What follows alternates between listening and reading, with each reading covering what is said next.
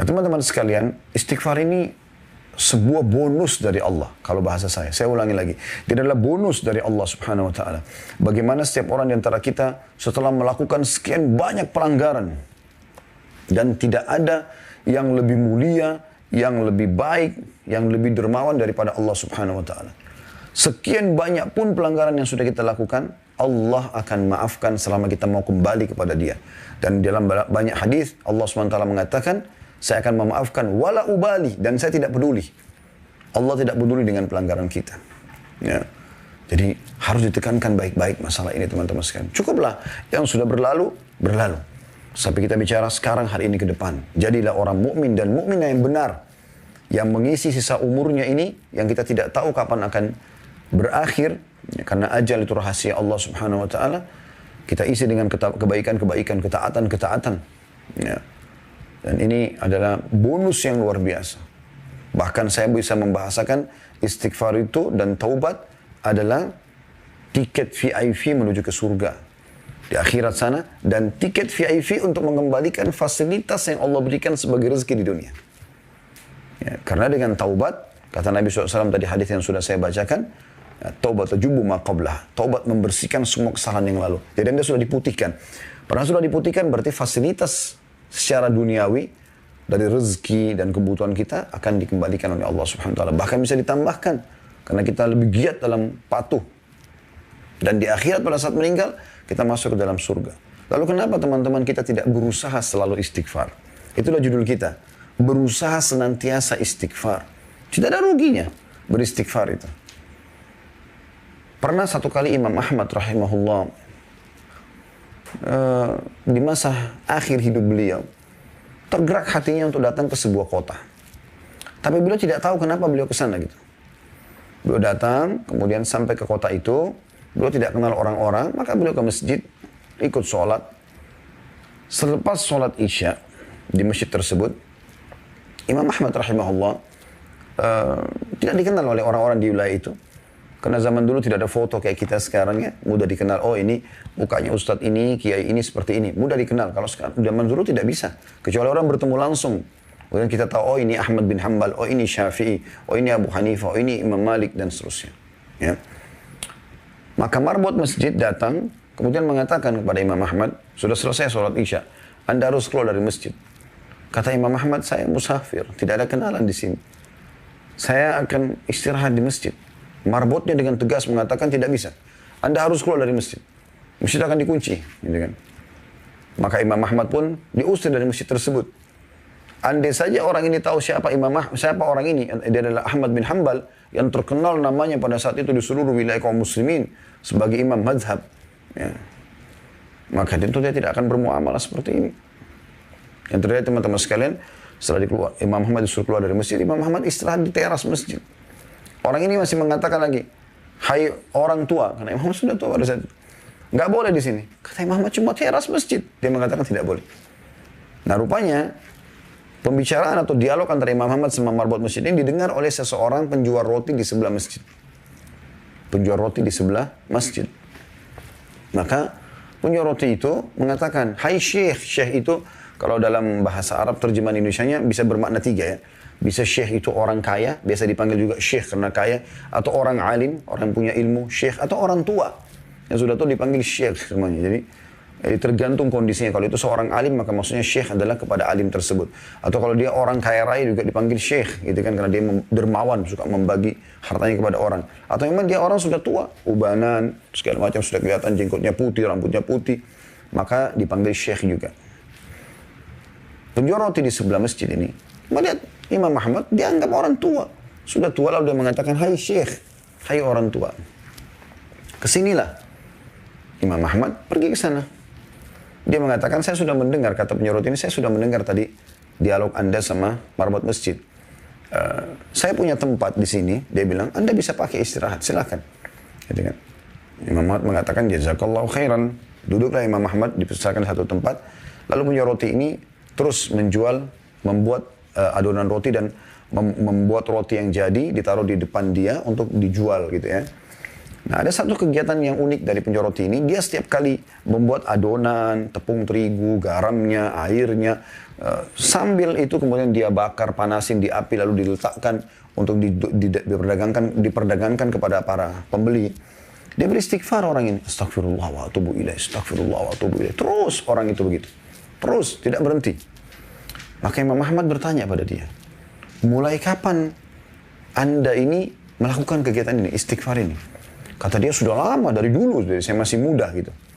Kata Imam Ahmad, apa hasilnya? Apa yang Anda dapatkan? Dan ini ciri orang beriman, teman-teman sekalian. Kalau ada sesuatu yang kita lihat atau satu perbuatan yang luar biasa dari sisi ibadah kepada Allah yang kita mungkin tidak pernah lakukan, harusnya kita bisa bertanya kepada orang-orang itu. Mungkin mereka punya kiat-kiat atau pengalaman hidup yang bisa mengubah keadaan kita, mengikuti dia lebih baik, lebih bertakwa kepada Allah SWT. Maka dia mengatakan, penyoroti itu menjawab pada saat Imam Ahmad tanya, apa hasilnya dari istighfarmu ini? Semua ini, tidak pernah lisannya berhenti kecuali dia bicara sama Imam Ahmad. Astagfirullah wa atubu ilaih, astagfirullah. Terus. Jadi sudah nggak terhitung lagi jumlahnya. Maka dia pun mengatakan, semua yang saya minta kepada Allah sudah Allah kabulkan. Kecuali satu. Kata Imam Ahmad, apa yang satu yang Allah belum kasih itu? Dia bilang, saya minta agar Allah mempertemukan saya dengan Imam Ahmad bin Hanbal. Maka Imam Ahmad bin Hanbal tiba-tiba bertakbir, Allahu Akbar. Kata orang tersebut, kenapa Anda bertakbir? Dia bilang, saya Ahmad bin Hanbal. Allah datangkan saya dari kota saya ke kota ini tanpa ada seorang pun yang saya kenal. Kemudian saya diusir oleh marbot masjid sehingga saya didatangkan oleh Allah ke tempatmu ini karena istighfarmu tadi. Jadi bagaimana istighfar orang ini sampai mendatangkan yang dia inginkan. Ini sesuatu yang luar biasa. Bagaimana fasilitas dunia itu Allah berikan, kembalikan kepada dia. Ini baru di dunia, belum di akhirat. Ya, belum di akhirat. Dalam sebuah hadis Bukhari dijelaskan bahwasanya akan ada orang nanti diberikan derajat yang tinggi di surga. Dia sendiri tahu dia nggak mungkin sampai ke derajat itu. Dia mengatakan, dari mana wahai Tuhanku ini? Saya tidak merasa pernah mengerjakan amal-amal sehingga saya capai derajat ini. Apa kata Allah Subhanahu wa taala kepada dia? Itu istighfar anakmu untukmu. Jadi mengajarkan kepada anak agar memohon ampun buat orang tua, itu luar biasa. Istighfar meninggikan derajat di surga nanti. Bukan hanya sekedar masuk surga. Terus dengan istighfar yang ada, baik kita melakukannya atau kita orang lain yang memohon ampun kepada Allah untuk kita, maka akan sama hasilnya. Jadi teman-teman, luar biasa yang harus diperhatikan. Dalam pembukaan kita saya ingin coba mengangkat sebagian perkataan salaf sebelum kita baca bukunya ya, tentang masalah istighfar ini. Abu Musa al-Asy'ari radhiyallahu anhu, Abu Musa al-Asy'ari radhiyallahu anhu, sahabat Nabi yang mulia, berkata, dahulu kita memiliki dua penyelamat, ya, dua pelindung dari siksa Allah. Salah satunya telah pergi, yaitu keberadaan Rasulullah SAW. Selama Rasulullah ada, Allah tidak akan turunkan azabnya kepada umat ini. Dan Nabi SAW selalu dapat wahyu dari langit. Tapi Nabi SAW sekarang sudah meninggal. Dan tersisa satu di tengah-tengah kita, yaitu istighfar. Kalau istighfar juga sudah pergi, niscaya kita akan binasa. Ya? Ini statement yang luar biasa. Renungi teman-teman sekalian. Kata beliau, dahulu kita memiliki dua penyelamat dari azab. Atau kami memiliki dua penyelamat dari siksa Allah. Yang satu sudah pergi dan sisa yang satu lagi. Yang sudah pergi adalah keberadaan Rasulullah SAW dan tersisa adalah istighfar. Kalau dia pun pergi dari kita, maksudnya dari lisan kita, ya, maka kita pun akan binasa. Rabi' ibn Huthaim rahimahullah, seorang ulama tabi'in masyhur dengan keimanannya, berkata, merendahlah kalian kepada Rabb kalian. Berdoalah kepadanya di kala senggang. Karena Allah SWT berfirman dalam hadis Qudsi, Man da'ani fir rakha'i ajabtuhu fis syiddah. Siapa yang berdoa kepadaku pada saat sedang lapang, lagi sehat badannya, lagi banyak hartanya, lagi harum namanya, ya, lagi baik hubungannya dengan istri dan anak-anaknya, hidup di lingkungan yang nyaman, kendaraan tunggangan yang nyaman, dia berdoa kepada Allah pada saat itu, maka Allah akan mengijabah permintaannya pada saat dia sedang sulit. Karena kan biasanya orang kalau lagi melimpah nikmat Allah, dia malah lalai ya. Contoh misalnya teman-teman lagi rekreasi nih ya, keluar kota dengan keluarga. Coba Anda perhatikan, biasanya kita lalai. Kita mendapatkan hotel bintang 5, pemandangan yang indah, udara yang segar, fasilitas yang luar biasa, memukau, memuaskan jiwa. Maka biasanya orang lalai, sholatnya telat. Nggak lagi baca Quran, zikir pagi petangnya terbengkalai. Ya. Sering nggak Anda lihat pada saat lagi liburan sekolah biasanya, sebelum masa pandemi ya, kemana orang-orang tua bawa anak-anaknya? Banyak yang mengajaknya ke kolam renang, di sana terbuka aurat. Laki-laki dan perempuan. Ya. Laki-laki cuma pakai celana pendek, bahkan mirip seperti celana dalam, mohon maaf. Perempuannya cuma pakai BH dan celana dalam. Dan disaksikan oleh anak-anaknya. Mereka pun dengan jilbab besarnya si ibu, ayahnya mungkin kelihatan ada simat atau tanda-tanda iltizam, ya, ketaatan kepada Allah dari pelihara jenggot, mungkin dia pakai baju koko, pakai kopiah, misal contoh ya. Nah, ternyata dia ke sana dan pun mereka lihat, jadi lalai, gitu kan? Jadi lalai.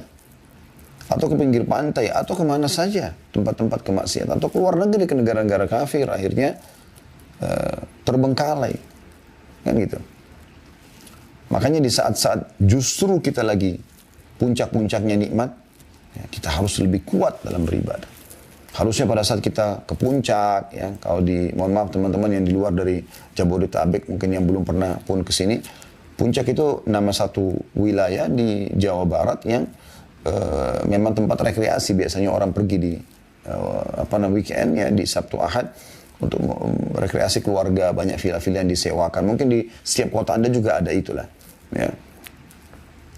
Maka orang kadang-kadang pergi seperti ini, lalai mereka.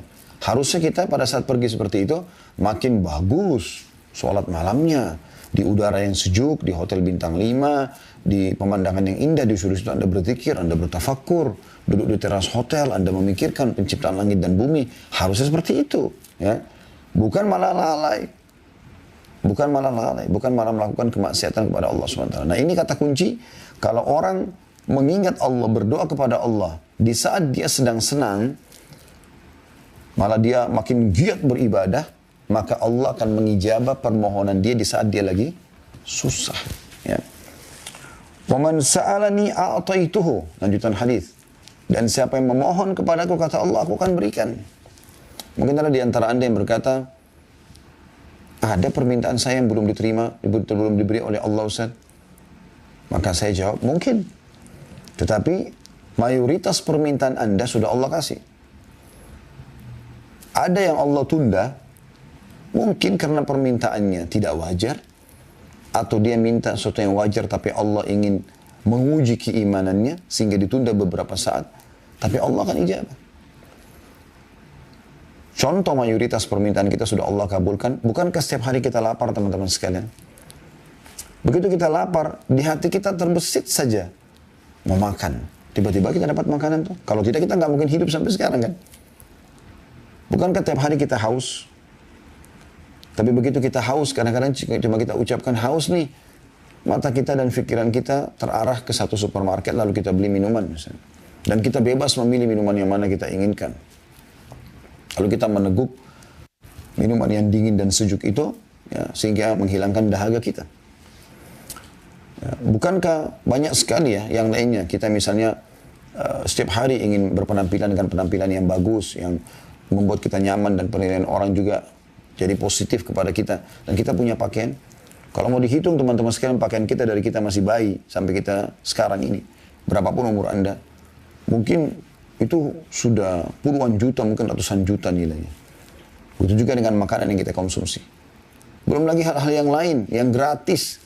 Oksigen yang kita hirup, cahaya yang ditangkap oleh mata, suara yang ditangkap oleh kuping, sehingga kita bisa dengar. Kita nggak tuli, nggak buta, ya, nggak bisu. Itu kan luar biasa itu. Nikmat Allah Subhanahu wa ta'ala. Lidah kita masih berfungsi, bisa bedakan mana pahit, mana asin, ya, mana manis dalam waktu seketika. Hidung kita masih bisa membedakan mana bau wangi, bau busuk seketika. Kan itu luar biasa.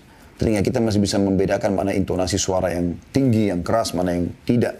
Mata kita masih bisa menangkap cahaya sehingga terpantul, ya, sesuatu yang kita bisa melihat dari cahaya tersebut apa yang ada di depan kita. Makanya kalau gelap sekali kan karena tidak ada cahaya yang masuk ke mata kita nggak bisa melihat, gitu kan. Kemaluan kita masih berfungsi, kaki kita masih berfungsi dan seterusnya. Nikmat yang luar biasa yang Allah siapkan. Ya. Maka Allah sudah berikan kepada kita sebenarnya. Allah berikan kepada kita banyak hal. Cuma sebagian yang Allah belum berikan sebagaimana alasan tadi saya katakan. Mungkin tidak wajar atau wajar tapi Allah ingin menguji keimanan kita. Lanjutan hadisnya, "Wa man tawadha'a li rafa'tuhu." Dan siapa yang merendah kepadaku, kata Allah SWT, maka akan meninggikan derajatnya. Merendah, bukan menghinakan diri ya, tapi merendah, mengalah. Karena Allah Subhanahu wa taala. Lanjutan hadisnya, "Wa man tafarraga li rahimtuh." Siapa yang meluangkan waktu khusus untukku, maka aku akan mengasihi dia. Khusus untuk ibadah kepada Allah SWT. Lagi ada waktu khusus berdoa, berzikir, sholat, puasa, baca Quran dan seterusnya. Dan saksi bahasan kita akhir hadis, "Wa man istaghfarani ghafartu lahu." Dan siapa yang memohon ampun kepadaku, maka aku akan memaafkannya. Hadis ini ya. Hadis sahih tentunya ini ya. Tapi perkataan Rabi' ibn Husain rahimahullah ini diambil dari kitab Minhajus Shalihin halaman 951. Ini belum kita masuk ke bahasan kitab kita ya. Saya hanya ingin menghadirkan sebelum kita masuk panjang lebar ini teman-teman sekalian ke pentingnya istighfar. Kenapa tema kita ini berusaha selalu istighfar. Ibnul Jauzi berkata rahimahullah, Iblis berkata, "Aku membinasakan anak cucu Adam dengan dosa." Perhatikan. Iblis membinasakan kita dengan dosa. Karena dengan dosa, kita akan jauh dari Allah Subhanahu wa taala, jauh dari fasilitas yang Allah siapkan karena kita melanggar. Nabi Adam alaihissalam dikeluarkan dari surga, melanggar, gitu kan? Sampai dia memohon ampun kepada Allah. Itu pun ya, butuh waktu untuk kembali lagi ke surga. Dan mereka membinasakanku, kata Iblis, dengan istighfar dan la ilaha illallah. Upaya yang sangat besar dari Iblis untuk menyesatkan manusia, itu seketika habis setelah dia bermaksiat 20 tahun, 30 tahun. Dia beristighfar di tahun 31-nya, ya, atau tahun 41 dari setelah dia kemaksiatan. Allah maafkan semuanya. Habis upaya Iblis. Maka binasa, kata Iblis. Saya binasa ini karena upaya saya, semua energi yang saya keluarkan, strategi dan segala macam habis dengan istighfar. Dan la ilaha illallah. Dengan terus bergantung, memahami makna tidak ada Tuhan yang berhak disembah kecuali Allah. Lalu hanya bergantung kepada Allah. Dengan penuh keyakinan Allah itu maha kuasa, maha adil, maha baik. Ya, dan seterusnya. Dan ini statement yang luar biasa. Lalu kata beliau, Iblis masih berkata, manakala aku melihat hal itu pada mereka, aku tanamkan pada mereka nafsu, ya, hawa nafsu, di mana mereka berbuat dosa tapi mereka tidak beristighfar karena mereka mengira diri mereka berbuat baik. Jadi orang kalau sudah buat maksiat yang iblis lakukan dengan para pengikutnya, bagaimana membuat orang itu nyaman dengan dosa tersebut, atau bahkan sebaliknya. Kalau dia ahli ibadah, dia seakan-akan sudah kotor, sudah pelanggar, nggak perlu istighfar. Ini keliru. Di poin ini penting teman-teman sekalian. Setiap Anda mulai mau terjerumus dalam kemaksiatan, ingat Allah SWT. Dan kalau ada peringatan dalam hati, khawatir dan segala macam, berhenti. Jangan lagi melakukannya. Lari kepada ketaatan kepada Allah SWT. Anda yang bisa menyelamatkan diri Anda sendiri. Allah mengatakan dalam Al-Quran, A'udzubillahi minasyaitonirrajim, Innallaha la yughayyiru ma biqaumin hatta yughayyiru ma bi anfusihim. Allah tidak akan pernah mengubah nasib satu kaum sampai mereka mengubah nasibnya sendiri. Ini poin penting. Justru pada saat itu Anda beristighfar kepada Allah Subhanahu wa taala. Jangan terus melakukan kemaksiatan itu. Berhentikan. Qatadah berkata rahimahullah, perkataan yang luar biasa ini. Dia mengatakan, Al-Quran menunjuki kalian penyakit dan obat penyembuh kalian. Al-Quran menunjukkan kepada kalian tentang penyakit yang berbahaya buat kalian.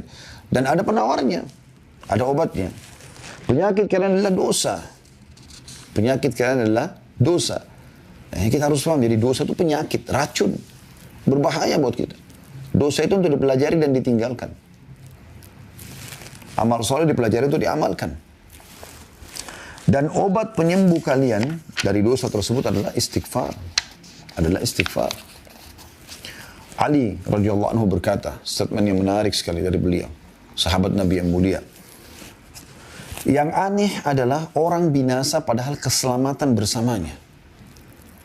Orang tertahan fasilitas dunianya, penyakitnya nggak sembuh-sembuh, nggak dapat jodoh, nggak bisa maju-maju usahanya dan segala macam hal. Yang aneh adalah orang binasa padahal keselamatan ada bersamanya. Di akhirat juga dia masuk neraka. Maka beliau ditanya, apa keselamatan Anda maksudkan? Kata Ali radhiyallahu anhu, istighfar. Memohon ampun kepada Allah. Apapun permasalahan Anda, saudaraku, saya ulangi lagi, permasalahan apapun yang sedang Anda hadapi, kecil ataupun besar di dunia ini, maka yang paling pertama, istighfar kepada Allah. Berusaha selalu istighfar. Mohon ampun. Karena penyebabnya dosa. Gitu kan? Lalu beliau mengatakan, tidaklah seorang hamba diilhami oleh Allah SWT untuk beristighfar, sementara Allah berkehendak untuk mengazabnya. Jadi kalau ada hamba yang Allah mudahkan untuk beristighfar, berarti memang Allah inginkan untuk mengampuni dia. Kalau Allah memudahkan, lisan Anda mengatakan, ya Allah bukakan rezeki buat aku, berarti Allah sedang ingin memberikan Anda rezeki. Ya Allah masukkan aku dalam surga, selamatkan aku dari neraka, berarti Allah memang menginginkan Anda masuk dalam surga. Karena dengan izin Allah lah lisan kita bisa mengucapkan itu. Sampai kadang-kadang teman-teman, saya kalau lagi berdoa, saya coba membahasakan begini. Ya Allah yang telah mengizinkan lisanku untuk mengucapkan doa ini. Yang mengizinkan dahiku untuk sujud di tempat sujud ini. Mengizinkan untuk mengerjakan sholat ini. Jadi kita renungi apa yang sedang Allah berikan ini. Karena Allah gerakkan kita untuk itu, berarti Allah ingin sesuatu. Allah menginginkan kita mendapatkan kebaikan yang akan kita minta setelah itu. Luqman alaihissalam, ada yang mengatakan dia nabi, ada yang mengatakan juga dia orang soleh, kita menganggapnya adalah nabi misalnya. Karena Allah sebutkan namanya dalam Al-Quran surah Luqman. Ya. Dia pernah berwasiat kepada anaknya, wahai anakku, Allah memiliki beberapa waktu tidak ditolak orang yang meminta pada waktu itu. Seperti antara azan dan iqamah, seperti sepertiga malam, yang Anda sudah tahu pada saat hujan turun, ya, doa orang tua pada anaknya dan seterusnya. Maka perbanyaklah istighfar. Perhatikan di sini, wasiat Luqman alaihissalam bukan perbanyaklah permintaanmu, ya. Tapi dia mengatakan perbanyaklah istighfar. Karena dengan istighfar ini, permohonan maaf, Allah akan berikan semuanya. Perhatikan waktu Nabi Adam alaihissalam melakukan pelanggaran, makan pohon dari pohon yang Allah larang.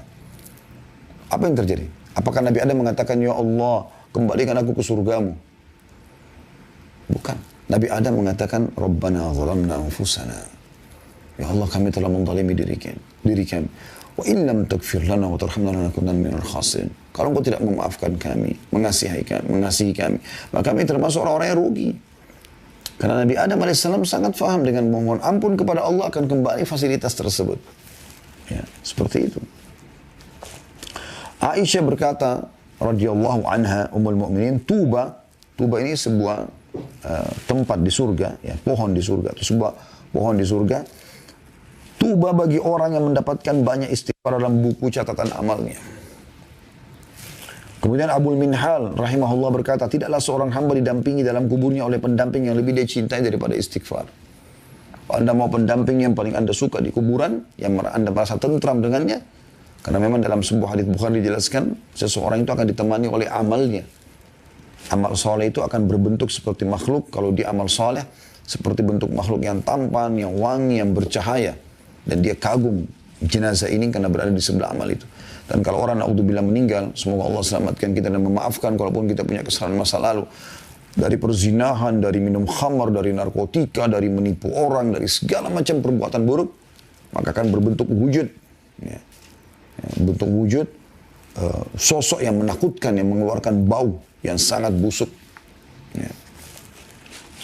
Al-Hasan Basri berkata rahimahullah, seorang ulama tabi'in, renungi baik-baik semua nasihat yang mulia ini. Perbanyaklah istighfar di rumah-rumah kalian, di meja-meja kalian, di meja-meja makan kalian, di jalan-jalan kalian, di pasar-pasar kalian, di majelis-majelis kalian. Karena kalian tidak tahu kapan ampunan itu turun. Ya. Makanya di sini judul kita menarik sekali, berusahalah selalu istighfar. Ini Hasan Basri mengatakan, karena kalian tidak tahu kapan ampunan itu datang, dari istighfar yang mana. Seorang badui berkata, siapa yang ingin menjadi tetangga kami di tanah kami, hendaklah memperbanyak istighfar. Karena istighfar adalah awan tebal yang mengandung air hujan. Jadi mereka memberikan syarat siapa mau jadi tetangganya, silakan. Tapi perbanyak istighfar. Akhirnya jadilah engkau ahli ibadah yang dekat kepada Allah SWT. Karena tidak mungkin istighfar kecuali ahli ibadah. Gitu kan. Mereka tahu nilainya permohonan maaf kepada Allah itu. Karena itu akan mendatangkan hujan yang lebat bukan sebagai bencana, tapi maksudnya hujan lebat yang membuat tanah-tanah subur, hewan-hewan bisa hidup, manusia juga bisa hidup, sungai-sungai, lautan bisa terlihat sebagai perhiasan di muka bumi dan bisa memenuhi kebutuhan manusia. Bakar bin Abdullah Al-Muzani rahimahullah berkata, kalian banyak berbuat dosa, maka perbanyaklah istighfar. Karena seseorang kalau menemukan istighfar dalam catatan amalnya pada setiap jarak 2 baris, dia akan senantiasa atau senang melihat tempat itu. Ini mirip sama judul kita ya. Berusaha selalu beristighfar, senantiasa istighfar. Kata beliau, kalian banyak buat dosa. Bahkan kadang-kadang ada dosa yang tidak sengaja kita lakukan. Jadi kan. Maka, apalagi yang kita sengaja ya. Maka beliau mengatakan perbanyak istighfar. Karena kalau seseorang antara kalian menemukan nanti di setiap 2 baris dari buku catatan amalnya istighfar, dia akan senang itu. Karena buat dosa, istighfar. Ada dosa, ada istighfarnya. Gitu kan. Bahkan istighfar ini bisa memudahkan urusan teman-teman sekalian. Dinukil dari Imam Syafi'i rahimahullah. Beliau pernah diberikan atau sering diberikan tugas oleh gurunya Imam Waqi' rahimahullah. Dan selalu Imam Syafi'i lupa. Saya dikasih kesempatan tugas untuk menghafal lupa. Maka beliau menyebutkan dalam syairnya masyhur. Syakautu ila waqi'i su'a hifdhi. Aku mengeluhkan kepada Imam Waqi' tentang buruknya hafalanku. Fa'arsyadani ila tarkil ma'asi. Maka dia memerintahkan aku untuk, atau menunjukiku untuk meninggalkan kemaksiatan. Wa akhbarani bi anna ilma nurun. Dan dia memberitahukan kepadaku bahwasanya ilmu itu adalah cahaya. Nurullahi la yu'ta li'asi. Dan cahaya Allah tidak akan diberikan kepada ahli maksiat. Ibnu Taimiyah berkata rahimahullah, pikiranku terpaku pada sebuah masalah yang sulit bagiku.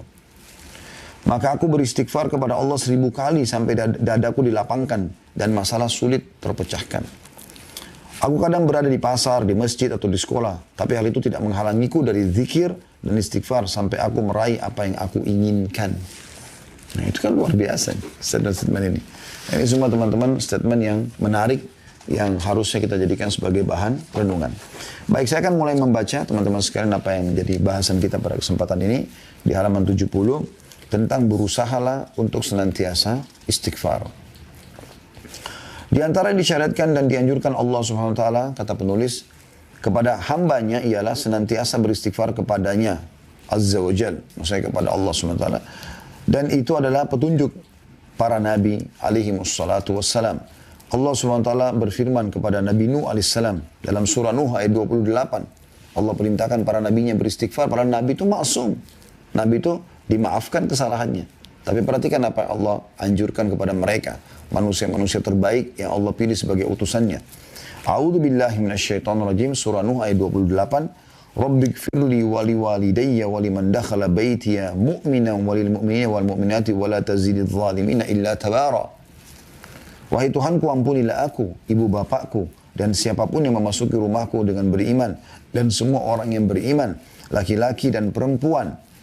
Dan janganlah engkau tambahkan bagi orang-orang yang zalim itu selain kehancuran. Ketika beliau memohon kepada Allah agar menyelamatkan putranya, maka beliau menilai permintaan itu termasuk perkara yang mengharuskan beristighfar. Bahkan beliau khawatir tergolong dari orang-orang yang merugi. Jadi pada saat Nabi Nuh AS sudah naik di atas kapal dan semua pengikut yang beriman sudah naik, bahkan hewan-hewan dari setiap jenis betina jantan dibawa gitu kan.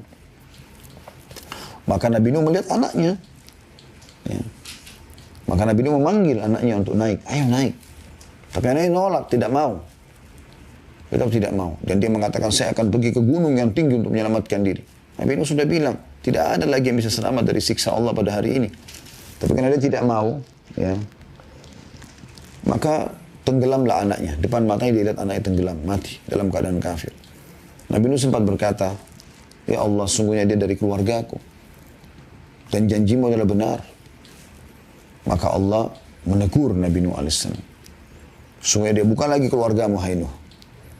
Amalnya, perbuatannya bukan perbuatan yang baik. Lalu Allah mengatakan apa? Ya, aku tidak ingin kau termasuk orang-orang yang jahil. Tidak mengerti. Ya. Aku sudah tentukan seperti ini lalu kau coba memprotesnya, tanda kutip ya. Walaupun Nabi Nuh AS sini bukan memprotes, tapi Nabi Nuh AS ya, prihatin sebagai ayah tentang anaknya gitu. Maka Nabi Nuh pun merasa bertakut kepada Allah. Ya. Dia mengatakan Allah Nuh dalam surah Hud ayat 47. Nabi Nuh mengatakan pada saat Allah sudah menegurnya, A'udzu billahi minasyaitonir surah Hud ayat 47. Qala rabbi inni a'udzu bika an as'alaka ma laysa li bihi 'ilm wa illa taghfir li wa tarhamni akum minal khasirin. Nabi Nuh berkata, wahai Tuhan, sesungguhnya aku berlindung kepadamu bahwa aku memohon kepadamu sesuatu yang tidak aku ketahui. Dan sekiranya engkau tidak memberi ampun kepadaku dan tidak menaruh belas kasihan kepadaku, niscaya aku termasuk orang-orang yang merugi. Jadi Nabi Muhammad SAW pun memohon ampun atas tadi permintaan agar anaknya diselamatkan, pada anak yang meninggal dalam keadaan kafir. Nabi Musa AS juga berkata dalam surah Al-Qasas ayat 16, A'udzu billahi minasyaitonir rajim. Inni dzalamtu nafsi faghfirli faghfaralah innahu huwal ghafurur rahim. Sesungguhnya aku telah menzalimi diriku sendiri, maka ampunilah aku dengan berbuat kesalahannya. Maka dia Allah mengampuninya. Sesungguhnya Allah dialah yang maha pengampun lagi maha penyayang. Juga dalam surah Al-A'raf 151 masih kisah Nabi Musa alaihissalam. A'udzubillahi minasyaitonir rajim. Qala rabbighfirli wa li akhi wa adkhilna fi rahmatik wa anta arhamur rahimin. Dia Musa berkata, berdoa, wahai Tuhanku, ampunilah aku dan saudaraku, maksudnya Nabi Harun alaihi wassalatu wassalam, dan masukkanlah kami ke dalam rahmatmu, dan engkau adalah zat yang maha penyayang di antara para penyayang. Juga dalam surah Al-A'raf, masih surah yang sama, ayatnya berbeda, 155 sampai 156. Ya. Yang berbunyi, A'udzubillahi minasyaitonirrajim. In hiya illa fitnatuka tudillu biha man tasha' wa tahdi man tasha'. Anta waliyuna faghfir lana warhamna wa anta khairul ghafirin. Waktub lana fi hadhihi dunya hasanatan wa fil akhirah inna hudna ilaik. Waktub lana fi hadhihi dunya hasanatan wa fil akhirati inna hudna ilaik. Al-ayah, artinya itu tidak lain adalah cobaan darimu ya Allah. Engkau sesatkan dengan cobaan itu siapa yang engkau kehendaki, dan engkau beri petunjuk kepada siapa yang engkau kehendaki. Engkaulah pemimpin kami, maka ampunilah kami dan berilah kami rahmat, dan engkaulah sebaik-baik pemberi ampunan. Dan tetapkanlah untuk kami kebaikan di dunia ini dan di akhirat. Sesungguhnya kami kembali atau bertobat kepadamu. Ya, jadi pada saat itu Allah Subhanahu wa taala menguji ya, beberapa orang Bani Israel yang diajak untuk ya, bertemu dengan Allah SWT, tapi tidak melihat Allah. Lalu mereka minta agar melihat Allah, maka Allah mematikan mereka. Maka Nabi Musa AS mengatakan, ini cobaan darimu ya Allah. Lalu kemudian beliau segera merendah. Engkau menyesatkan dan memberi petunjuk siapa yang engkau kehendaki. Engkaulah ya, wali kami, penolong kami, pelindung kami. Maka maafkanlah kami dan kasihani kami. Sungguh engkau sebaik-baik pemaaf. Nabi Ibrahim AS berkata sambil memohon ampunan Tuhannya dengan menyebutkan karuniahnya. N-nya besar, karuniahnya, maksudnya karunia Allah kepadanya. Pada Nabi Ibrahim AS dalam surah Asy-Syu'ara ayat 78 sampai 82. Yang berbunyi, A'udzubillahi minasyaitonirrajim. Alladzi khalaqani fahuwa yahdin. Walladzi huwa yut'imuni wa yasqin. Wa idza maridtu fahuwa yashfin. Walladzi yumituni thumma yuhyin. Walladzi atma'u an yakfira li khati'ati yaumaddin. Yang telah menciptakanku Allah ya. Maka dianya besar, katakan si Allah, yang memberikan petunjuk kepadaku, yang memberi makan dan minum kepadaku, dan apabila aku sakit dialah yang menyembuhkanku, dan yang akan mematikanku kemudian akan menghidupkanku kembali, dan yang sangat kuinginkan akan mengampuni kesalahanku pada hari pembalasan nanti. Juga Nabi Ibrahim AS mengatakan dalam surah Ibrahim ayat 41, A'udzubillahi minasyaitonirrajim. Rabbana ighfir lana wa liwalidayya. Ya. Saya ulangi. Rabbana ighfirli wa liwalidayya wa lil mu'minina yawma yaqumul hisab. Ya. Wahai Tuhan kami, berilah ampun bagiku dan bagi kedua ibu bapakku dan bagi sekalian orang-orang mukmin pada hari terjadinya hisab nanti atau hari kiamat. Kata beliau, setiap muslim yang membaca ayat-ayat ini akan bertanya-tanya, kesalahan apakah yang telah dilakukan oleh Khalilullah tersebut, Nabi Ibrahim AS. Dan dosa-dosa apa yang dilakukan oleh para nabinya. Semoga salawat dan salam tercurah kepada mereka semua. Adapun Nabi kita, Nabi Muhammad SAW mempunyai perkara yang sangat agung dalam hubungannya dengan istighfar yang akan kita bicarakan nanti. Ya. Jadi artinya maksudnya para nabi-nabi tersebut, dosa apa yang mereka lakukan? Sampai mereka memohon-mohon ampun begini kepada Allah. Apalagi kita manusia biasa yang bukan nabi, yang jelas-jelas melakukan kemaksiatan, gitu kan? Maka kita butuh istighfar, itu maksudnya. Ada sebuah subjudul di sini, situasi dan kondisi untuk istighfar. Istighfar adalah memohon ampun kepada Allah serta mengakui dosa dan kekurangan. Istighfar ini disyariatkan dalam situasi dan kondisi sebagai berikut. Yang pertama, ketika melakukan dosa, segera istighfar. Inilah saatnya yang paling penting. Ini berarti pengakuan terhadap dosa. Anda bertaubat atau kembali kepada Allah. Dan permohonan kepada Allah agar dia-nya besar katakan Allah, menghapuskan bekas dosa dan membersihkan kotorannya. Ketika Adam AS bermaksiat kepada Tuhannya, dia beserta istrinya mengatakan dalam surah Al-A'raf ayat 23, A'udzu billahi minasyaitonir rajim. Qala rabbana zalamna anfusana wa in lam taghfir lana wa tarhamna lanakunanna minal khasirin. Mereka berdua berkata, Adam dan Hawa alaihi wassalatu wassalam, wahai Tuhan kami tidak menganiaya diri kami sendiri. Kami telah menganiaya diri kami sendiri. Dan jika engkau tidak mengampuni kami dan memberikan rahmat kepada kami, niscaya kami benar-benar termasuk orang-orang yang merugi. Sudah kita jelaskan tadi ya, kenapa Nabi Adam AS memohon ampun seperti ini. Ketika Musa membunuh seseorang yang tidak diperintahkan untuk membunuhnya, beliau berdoa, Rabbi inni zalamtu nafsi faghfirli. Tuhanku, sungguhnya aku telah menzalimi diri sendiri, maka ampunilah aku. Surah Al-Qasas ayat 6. Ketika pergi dalam keadaan marah dan meninggalkan kaumnya, karena kaumnya di wilayah Nainawah, namanya di wilayah Irak, tidak mau beriman kepada dia, masih menyembah patung-patung, ya, dewa-dewa dan seterusnya. Maka Allah pun menghukum Nabi Yunus AS dengan memasukkannya ke dalam mulut ikan paus. Dimasukkan ke situ sebagai hukuman. Harusnya para nabi-nabi tidak boleh meninggalkan lokasi dakwanya walaupun sampai dibunuh, kecuali ada perintah Allah SWT. Nabi Yunus hanya kena jengkel pada kaumnya. Sambil mohon kepada Allah diberikan petunjuk, ditunjukkan tempat yang lain untuk berdakwah. Allah tidak turunkan firman-Nya. Tapi Nabi Yunus SAW beristihad, pergi sendiri. Maka dia pun mengatakan di dalam perut ikan tersebut, La ilaha illa anta subhanaka inni kuntu minadh dhalimin. Tidak ada Tuhan yang berhak disembah kecuali engkau, maha suci engkau, sungguhnya aku termasuk orang-orang zalim. Surah Al-Anbiya ayat 87. Jadi dia memohon ampun. Allah juga berfirman dalam surah An-Nisa 110 yang bunyinya a'udzubillahi minasyaitonir rajim, wa may ya'mal su'an aw yadhlim nafsahu thumma yastaghfirillah yajidillahu ghafurar rahima. Barang siapa yang berbuat keburukan, kemaksiatan dan menganiaya dirinya, kemudian dia memohon ampunan kepada Allah, niscaya dia akan mendapatkan Allah Maha Pengampun lagi Maha Penyayang.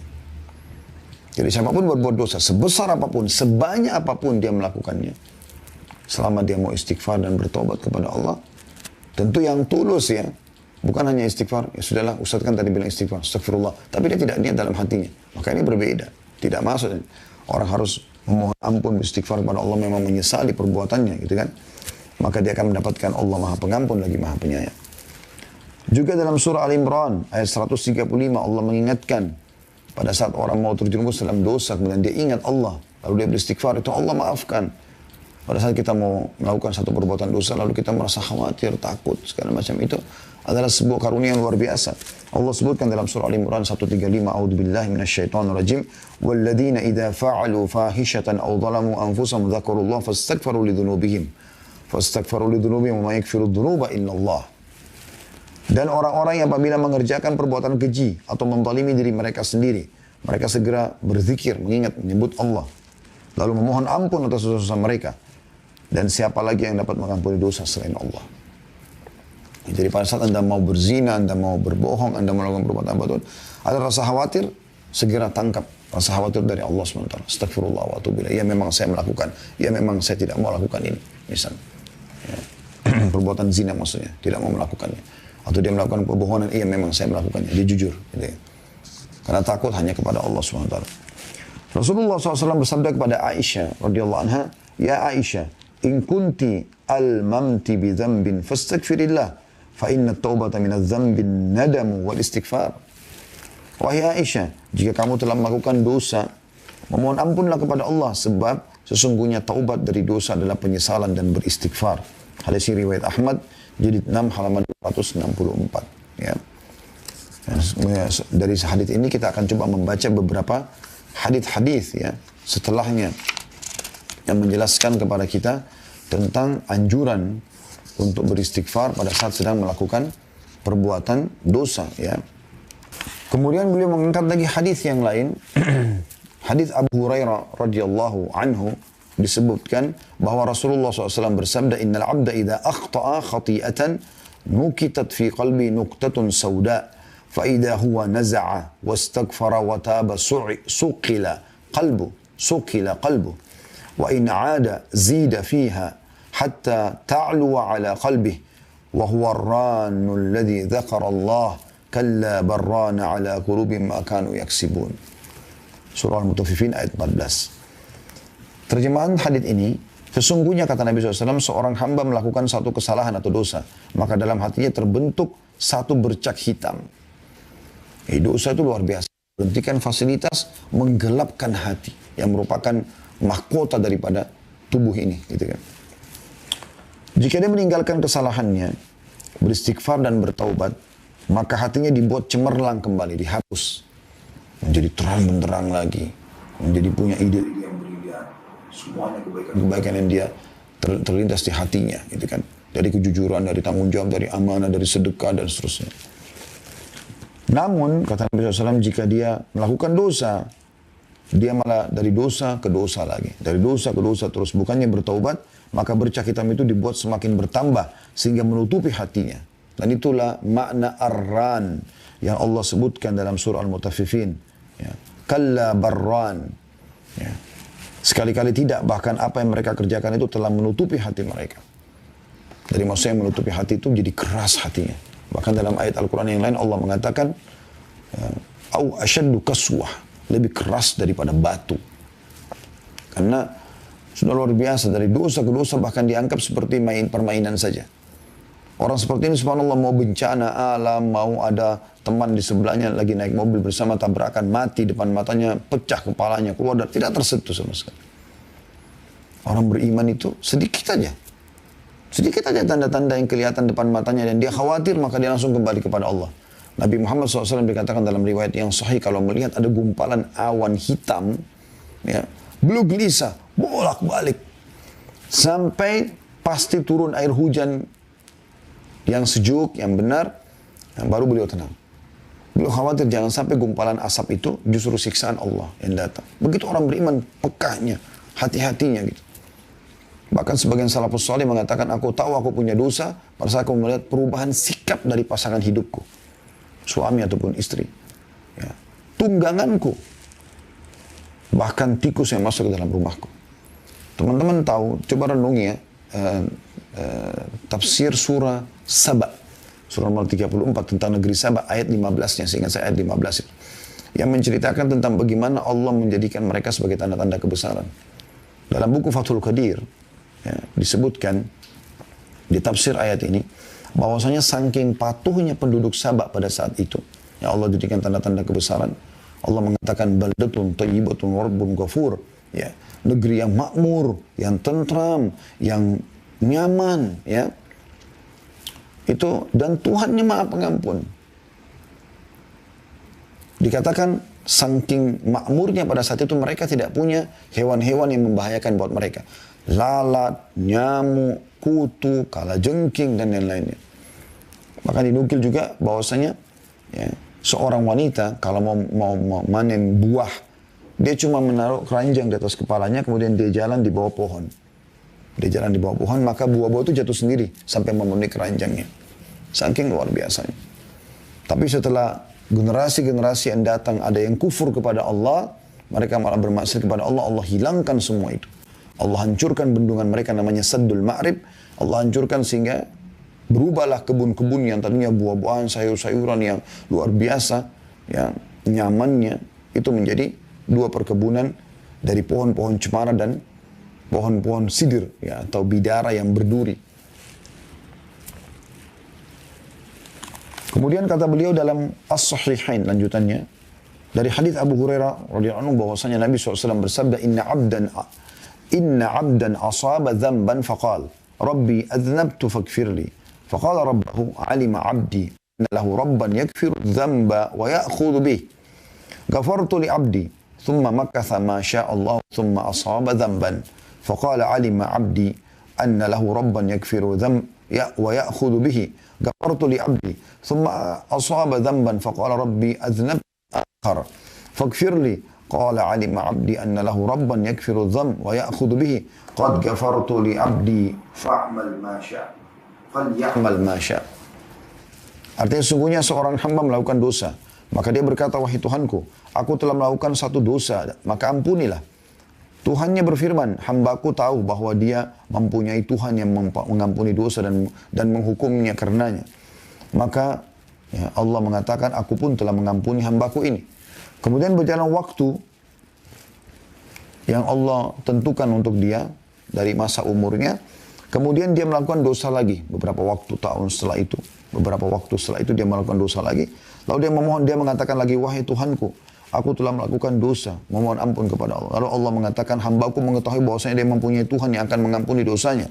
Maka aku telah mengampuni hambaku ini. Kemudian dia melakukan dosa kembali beberapa waktu setelah itu. Tanpa dia programkan ya. Terulang aja dosa itu. Misalnya 10 tahun kemudian dia kembali lagi melakukan perbuatan dosa. Dia tidak niatkan sebenarnya. Lalu dia mengatakan, ya Allah, aku telah melakukan dosa lagi, ampunilah aku. Maka Allah pun berfirman, hambaku telah mengetahui dia mempunyai Tuhan yang mengampuni dosa dan menghukum karenanya. Ya. Maka aku telah mengampuni hambaku ini, maka dia melakukan apa yang dia kehendaki. Maksudnya setelah ini silahkan dia patuh kepadaku, aku akan terima amal-amal solehnya. Hadis ini riwayat Bukhari nomor 7507 dan Muslim 2758. Juga Imam Ahmad meriwayatkan di jilid 2 halaman 296. Ya. Jadi ini teman-teman sekalian adalah hal yang luar biasa yang harusnya kita menjadikan sebagai sebuah pegangan ya. Dan saya ingin sebagai penutup teman-teman sekalian kita juga di poin pertama saja dulu. Kita akan lanjutkan nanti di pertemuan akan datang dengan salah satu ayat Al-Quran yang kita sama-sama coba tadabburi. Itu dalam surah Az-Zumar ya. Coba kita buka surah Az-Zumar di ayat 53. Surah Az-Zumar, surah nomor 39 ayat 53. Saya berharap teman-teman semua membuka. Ini penutupan bahasan kita dan setelah ini kita buka pertanyaan insyaAllah. Yang berbunyi, sekali lagi surah Az-Zumar, surah nomor 39 ayat 53. A'udzu billahi minasyaitonir rajim. Qul ya ibadiyalladzina asrafu ala anfusihim la taqnatu min rahmatillah. Inna Allah yakfiru dhunuba jami'a innahu huwal ghafurur rahim. Artinya katakanlah, hai Muhammad, pesan dariku kata Allah. Hai hamba-hambaku, kanya besar kata ganti Allah, yang melampaui batas dalam melakukan dosa-dosa. Sudah terlalu banyak dosanya, sudah numpuk tahunan. Katakanlah hai Muhammad, hai hamba-hambaku yang telah melampaui batas. Jadi bukan hamba-hamba yang baru melakukan dosa, yang sudah melampaui batas, berlebihan dalam dosanya. Katakanlah hai hamba-hambaku yang melampaui batas terhadap diri mereka sendiri. Janganlah kamu berputus asa dari rahmat Allah. Yang mengatakan ini sang pencipta Allah. Khusus Allah berikan bagi hamba-hamba yang melampaui batas. Apalagi orang yang tidak melampaui batas itu lebih Allah ampuni. Ini orang yang sudah dosanya, mungkin dia sendiri dalam pikiran dia tidak akan diampuni oleh Allah. Sudah sekian banyak orang dibunuh, diperkosa, wah, minum khamar, narkotika, segala macam lah. Kesalahan, seluruh kesalahan dia lakukan. Ya. Katakan pada mereka, jangan putus asa dari rahmat Allah. Sesungguhnya Allah mengampuni dosa-dosa semuanya. Sesungguhnya dialah yang maha pengampun lagi maha penyayang. Ini ayat yang luar biasa, ini ayat yang paling luar biasa yang Allah berikan bonus kepada kita tentang masalah pengampunan dosa. Bagi orang yang melampaui batas, dosanya sudah terlalu banyak, tahunan, numpuk-numpuk, tidak ada kata terlambat. Selama Anda masih hidup, lakukan kebaikan. Ya, beristighfar kepada Allah Subhanahu wa taala. Allah akan membuka pintu-pintu kebaikan buat Anda. Dan itu Allah jelaskan di ayat selanjutnya 54-nya kita tambahkan ayat ini. Wa anibu ila rabbikum wa aslimu lahu min qabli an ya'tiyakumul adzabu thumma la tunsarun. Dan kembalilah kamu kepada Tuhanmu. Segera taat setelah itu. Walaupun sisa sehari umurmu enggak masalah. Dan berserah dirilah kepadanya. N-nya besar kata ganti Allah. Sebelum datang azab kepadamu kemudian kamu tidak dapat ditolong lagi. Sebelum datang itu semua. Peringatan-peringatan dari Allah Subhanahu wa taala. Tadabburi ayat-ayat ini teman-teman sekalian. Lihat lagi ayat setelahnya 55. Wattabi'u ahsana ma unzila ilaikum min rabbikum min qabli an ya'tiyakumul adabu baghtatan wa antum la tash'urun. Ikutilah sebaik-baik apa yang telah diturunkan kepadamu dari Tuhanmu, Al-Quran dan Sunnah. Panduan-panduan itu beramal saleh, tobat dari dosa-dosa. Sebelum datang azab kepadamu dengan tiba-tiba sedangkan kamu tidak menyadarinya. Lagi di diskotik, lagi di bar, lagi nyanyi-nyanyi di karaoke, mati. Ya. Sebelum datang itu. Lalu kemudian ayat 56-nya Allah mengatakan, orang-orang yang tidak sempat taubat ini, antakula nafsun ya hasrata ala ma farrattu fi jambillahi wa in kuntu laminas sakhirin. Pada saat itu dia akan mengatakan, amat besar penyesalanku atas kelalaianku dalam menunaikan kewajiban terhadap Allah. Sedangkan aku sesungguhnya termasuk orang-orang yang mengolok-olok agama Allah. Ya. Jadi ini luar biasa peringatan dari Allah SWT. Tadabbur ayat ini penting teman-teman sekalian. Bagaimana Allah SWT mengingatkan kepada kita agar berhati-hati. Ya. Jadi ini poin yang paling penting. Ya, poin pertama tentang masalah kapan saja kita beristighfar.